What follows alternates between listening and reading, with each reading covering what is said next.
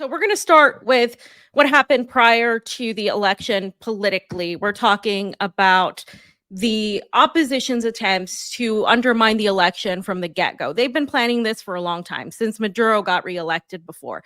So Venezuela's terms are about 6 years, and Maduro won't begin his new term until January of 2025. So that's how this works. So he won the election, but there was this Miami plot, this plan from the opposition from Miami. Why? Well, because a lot of the wealthier Venezuelans live in Miami. I know, because I grew up in Florida, especially Miami. And you grow up thinking, just like Castro is bad, that Fidel was terrible. You grow up with a certain demographic of Cubans and Venezuelans that live in Miami who are wealthier, lighter skinned. And I'm just giving you the statistics here. And the reason I'm saying that is because a lot of these people were paid and get paid to promote this propaganda. And a lot of them were paid to come on this space yesterday. And they promote themselves as if being Venezuelans, but culturally, they really don't share anything with Venezuela. There wasn't a single Chavista on that space yesterday. And the reason there wasn't is because they would have got their ass whooped. That's why. So there was this Jorge Rodriguez, who was the head of Nicolas Maduro's re-election campaign. He had already spoken out during this time. That was July 23rd of this month. And he had said there was a plot by the Venezuelan far-right opposition to claim electoral fraud following this Sunday's presidential vote. Basically, the plot was if the opposition lost the elections, they would claim fraud no matter what. No matter what. If they lost, they would claim fraud, because that means that Maduro cheated, because Maduro couldn't win without there being fraud. So right from the get-go, that was a trap that they set out. And Venezuela's government was obviously aware of this. They knew this was going to happen, that they knew that was going to come into play. Now, why were they able to do this? Well, there was this other situation that happened, and they were using polls. Because what I heard from a lot of people that said, well, Maduro committed fraud, was that they used these polls that were US based or Western polls that had nothing to do with Venezuela, that said that Maduro would get about 40%. And now the opposition is claiming 70% of the votes. I mean, it's insane what they're claiming. It's impossible statistically. But those were the polls they were using. So there was a US government linked firm that was found to be the source of this exit poll that was claiming that the Venezuelan opposition won the election. Now, this was discovered after, but the Venezuelan government had long known about this. And so these outlets had been claiming fraud. The Venezuelan media, Univision, Telemundo, all these networks that are basically owned by the CNN, MSNBC parent companies, they were all claiming that Maduro probably committed fraud, that the election was not valid. They want to see all the actas, right? All the tally sheets, which is funny because in the US, you don't get to see any of it, by the way, in our own elections, but somehow they want all this information from Venezuela, right? And so this was linked to this exit poll done by the US government linked firm Edison Research, which does work with the CIA-linked U.S. state propaganda organs and has been active, no surprise here, in Ukraine, Georgia, which also experienced something similar, and Iraq. So that is a huge, huge portion of this. I do want to go over it a little bit. It is a New Jersey-based company called Edison Research, and on the day of the election, they were projecting that the opposition candidate Edmundo Gonzalez Urrutia would win by 65% of the vote compared to just 31% by Maduro. So an exit poll is significant because they're saying after an exit poll is after the person voted, right? Mm-hmm. So that actually affirms a lot of things for a lot of people. It's not just a prediction poll. It is a poll that actually has a basis in terms of the numbers. And a lot of these firms that are actually in Venezuela operate that are operating are run by these opposition figures, or have money from the foreign entities, essentially. So they have a lot of political bias. Now, there is one that actually is not really pro-Maduro, called Hinterlaces, and it estimated in its exit poll that Maduro got 54.6% of the vote compared to 42.8% for Gonzalez, which is pretty much what happened. Maduro got a little over 51% to the, I believe, 44% for Gonzalez. So that's essentially the gist of all of that. Can I say something just really quickly Go ahead, people understand this? All right. So Fiorella just laid out the what and the where, right? The actual outlets that were doing this and whatnot. Polls can be used very much effectively as propaganda, right? In any poll, when you see a poll in the United States, we see a poll in Venezuela, you got to ask, who are they polling? Who's the question? They get to choose the pool of people they're asking questions to. So if you have a bunch of oppositional people that you're polling, you're going to have a bunch of oppositional numbers, which can then be used to manufacture consent for what they're doing. Now, I've talked about this before. There's a big difference between election interference, which is election influence, using the mainstream media, because that's also something to point out. It's not just the opposition. Like lockstep, the United States government and the United States media went along with these narratives. They do this. Why? Because they want to manufacture consent for intervention. And the hottest time, the most opportunist time to have a regime change and interfere is right after an election, especially when you can throw broad claims out there. So when Fiorella is showing you all this information about where the sources are coming from, can you really trust those sources? Especially when we talk about this, that the elections in Venezuela are some of the most cleanest elections around. I talked to my friend who's a salesman for Dominion, right? And we were talking about the election system itself. And people need to start looking at the machines, especially the populist rights, as guns. It's not the gun that's in danger, that puts people in danger. It's the people using the guns. So it's not the software or the hardware they're using in these machines. It's how they use it. And in Venezuela, which we'll show, all the checks or balances are right in front of your face. And I'm going to give you the numbers down the road when we talk about it on what they would have to do to actually flip this thing. Sorry, fam, please continue. I just want to highlight something really quick before we move on. The Edison Research poll is widely accepted in the US. It's widely used and highly regarded.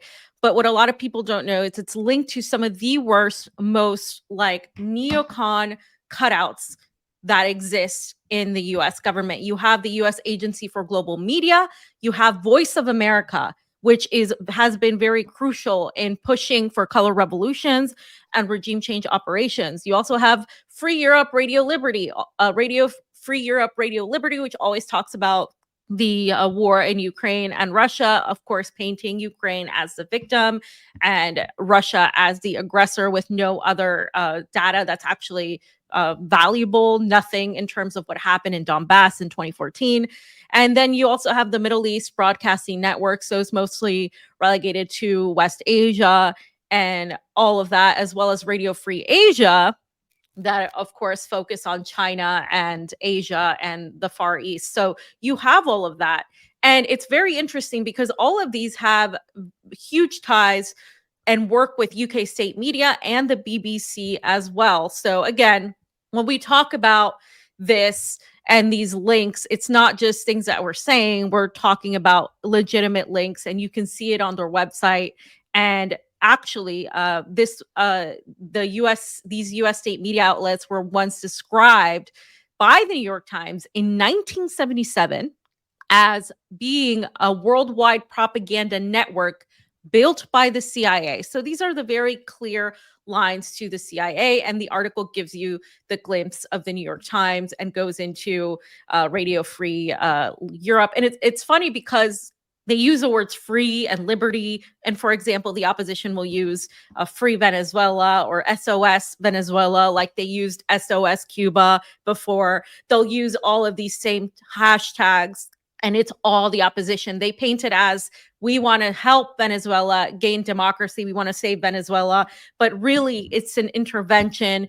And we all know, of course, we can talk more about this and later, but it's basically Venezuela has the largest gold reserves in the entire world, the largest oil reserves, excuse me, in the entire world. It has a lot of gold as well.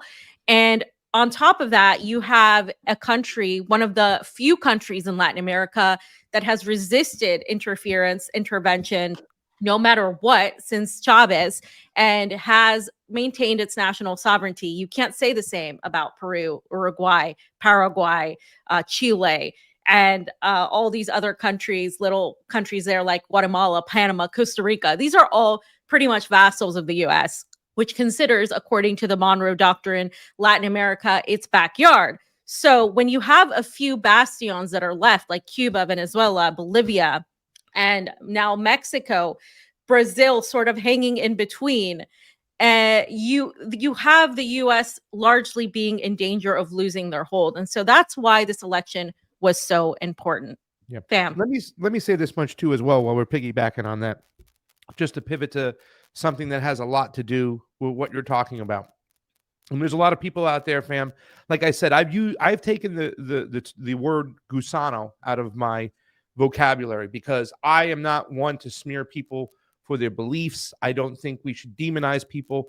And for those people who support the opposition, who have it programmed and ingrained into their head that the Chavistas or the Sandinistas are the evil ones, I think that you need to stop with that rhetoric, and you have to actually build a proper opposition and win in that country rather than justify the Americans coming in to help you. There was somebody we heard yesterday who's a Colombian-born person who's running for office here in the United States that was justifying the United States to come in, saying they need that help. No, that's wrong. If you have that type of mindset that the United States can go and interfere in other governments, that means when you become and you get into power and you become part of the government, you'll justify the United States always intervening in other countries. We have to have a non-interventionist mentality, and I don't demonize you or I'm mad at you for supporting the views you have. In fact, there's people out there that I have so much respect for some of the other work they've done. I just strongly disagree with their anti-government stance in Venezuela and in Cuba and in Nicaragua. If you want to be and change that government, you should support a legitimate oppositional candidate that will compromise and also not take the money from the United States to do so. Because if you're taking the United States money, you're taking their needs. You're not taking the needs of your own country people, right? Of your own countrymen. That's what needs to be done. So if you are serious about removing those governments that we just talked about, build a serious opposition. You have an election process in Nicaragua. You have an election process in Colombia. You have an election process in Venezuela that allows the grassroots candidate to win. You have that. So if you want to change the government, then be a better candidate, pick better parties, and make sure the United States stays out. Plain and simple. Okay, so I just want to play this clip for all of you to remember.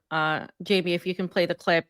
What Evil Geppetto, John Bolton, okay, former national security advisor under the Trump administration, said about coups, because this isn't the first time, and I think people got a little bit of amnesia. The American public tends to get amnesia, especially when you have all these people who are conservatives that have been cheering against the deep state, have been cheering against globalists, have been cheering, saying, you know, Trump is going to take on the deep state this time, blah, blah, blah, and have said that you can't join with these elites. Well, literally, these elites are the ones trying to overturn this election. They're the ones trying to rob Venezuela of its oil, of its gold, and of its resources, because that's exactly what they need.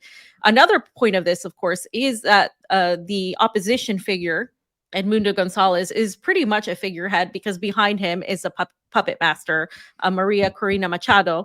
And she is the one that's actually running the show. She is the one that is actually in control. The guy is really old. He's really barely even speaks. She's the one that's been behind the scenes. She's the one that ran before. She's the one that has been going on TV. And she is a Zionist through and through. So that's something else I want to point out.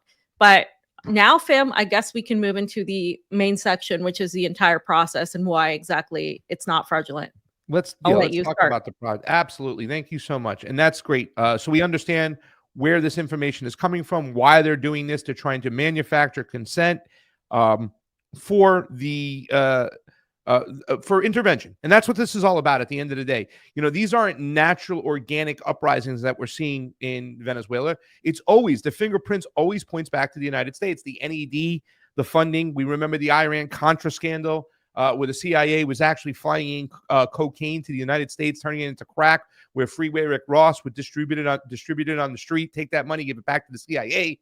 The CIA then used that money to buy weapons and guns to arm the Contras in Nicaragua to fight a civil war against the government they don't like. And they constantly do this, right? They do this all the time. And that's what we're seeing in Venezuela. So what we have to look at more than anything, like I said, not, pushing any type of ism, communism, capitalism. We want to push national sovereignty. So we look at these elections. Is it fair or is it not fair? So let's start off with Fiorella's thread. We want to play the video first of Evil Geppetto. Yeah, let's play this video. I forgot. Yeah, let's quick, and then we'll go in to show you that the election was valid.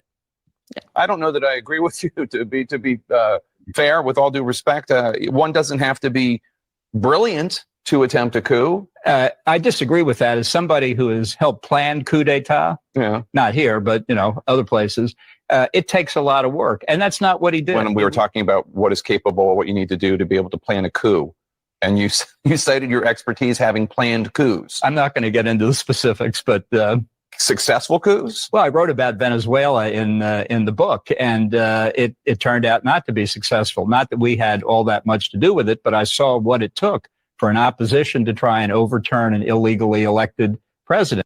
I don't know. Illegally elected because the U.S. decided that it was illegally elected and decided to crown Juan Guaido, who we'll show a little bit later, as the president of Venezuela. And now he's hiding out in Miami, where everybody goes to hide out. Zelensky, Guaido, and where Edmundo Gonzalez is actually trying to escape to hide out as well, by the way. See, this is the place to go. Pasta, you're so close. You should go talk to them and see what they're doing. I know what they're doing. They're saying in Miami cafes and just bashing the government over there because they didn't get their way.